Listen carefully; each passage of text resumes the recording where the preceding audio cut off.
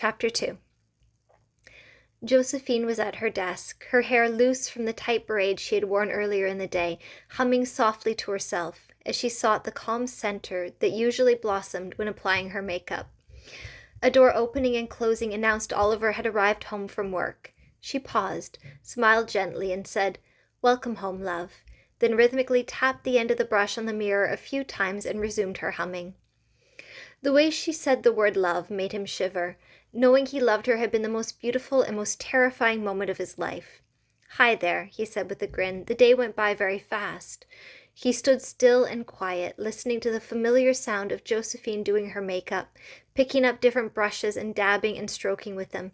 He could almost feel the soft bristles of one of her larger brushes that she had told him was used for blending. He couldn't recognize the song she was humming, but he didn't want to ask because she might stop. He fidgeted with his engagement ring, twisting it around his finger, feeling the cold, smooth metal. When she had asked him to marry her, it hadn't felt like a question. He had already made that commitment in his heart and his mind. "Did you get more baby blush?" he asked, moving over to her and lightly stroking her hair. He loved her blush that smelled like baby powder, and he remembered that she had run out a week ago. "No, they stopped selling it," she said, the pout evident in her voice as she turned to face him. "They have a different kind. It smells like chocolate." He held out his hand, and she placed the compact in it. He bent to smell it, and she was right. He smiled and placed the blush back in her hand. "Are you making dinner?" she asked, turning back to look fondly at him in her mirror. "Or am I?" "I can do it." He paused. "Did you get—" "I did," she excitedly cut him off. "Fries are on the left, buns and burger patties are on the right on the counter near the fridge. Tomatoes are chopped, and onions and pickles, and I got pre-sliced cheese. It's in the fridge. The grill is warming up." Her voice warmed with pleasure. He squeezed her shoulder gently, soaking in her enthusiasm, which felt so sincere and childlike, and only came out when she felt happy and safe. "Thanks, love. Is there any beer?" He'd been thinking about beer all day, but when he had passed the liquor store, he just wanted to get home and went past it. "Yes, on the fridge door." He moved away and went into the kitchen, took out a beer and twisted off the lid. The baking tray was beside the microwave, and he placed it down on the top of the stove. He found the frozen French fries on the counter and spread them out on the tray and slid them in the toaster oven. He put the burgers on the grill. "Love, where did I put my beer?" "It's on the counter, in front of you and to the right," she said, opening the fridge. He found his beer and took a sip. "Thanks, got it." It had been shortly after their first date that he had begun to lose his vision. Now, 2 years later, he was legally blind. She had been a steady source of support for him as he got used to the change. She was good at not giving him more help than he asked for.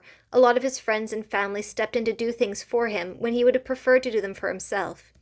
She made him happy, and he was going to marry her. That thought gave him a rush, every time. He also had this dread in the pit of his stomach. He hadn't told her about the visual hallucinations he had been having. How would she respond? He could only really imagine it going badly. Some nights, when all of his energy went to calming himself down and he didn't know how to communicate that to someone else, or even direct them to help him, he hid. He stood in his living room, put on music, and thought himself down with logic and forced optimism. Being alone made the absurd visions worse. He knew this, but he accepted that as a necessary consequence of taking the space he needed to process his ugly inner world. His grill cooked the meat on both sides at the same time, saving cooking time. Food was on the table within 20 minutes, and they both sat down to eat. "Are you doing anything Tuesday evening?" she asked, reaching out and touching his hand. "I wanted to try cakes for the wedding." "That," he laughed, "is a chore I would be happy to help you with. Nothing planned that I can think of." "Excellent. I will set it up." The food tasted so good, possibly because he was very hungry. He had forgotten to eat his lunch that day. He was so lost in his work. Sometimes when he was writing ads, he felt inspired. This month he had felt sluggish, uninspired. Every word came slowly. He waited patiently as Josephine finished eating, and he could hear her stacking the utensils on his plate and getting to her feet. After they had eaten dinner, Josephine did the dishes. She hummed as she worked, and the sound of her voice made his head tingle. He shivered as he felt a sudden brush of static against his temples. The focused attention on his back wasn't coming from Josephine. It felt unfamiliar. He shook himself. No one was watching him. It had been a long day. "I'm going out for a few hours," she said, smiling, "going for drinks with the girls." He knew the girls were her two best work friends, Leslie and Isabel. They often went out for drinks after they got paid, and whenever Josephine went out to meet them, she would spray on a bit of perfume. It smelled like vanilla and oranges. He could smell it, and he wondered if she had already put it on or if he was just imagining it.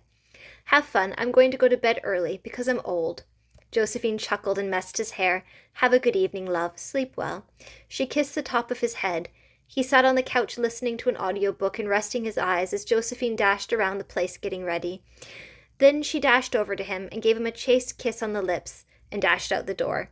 For a moment he wanted to go out, to spend time with friends or go for a drink, but he really did feel tired, and the idea of resting at home was much more appealing. Also, he didn't feel alone. That same static was heavy in the room, and it was almost soothing.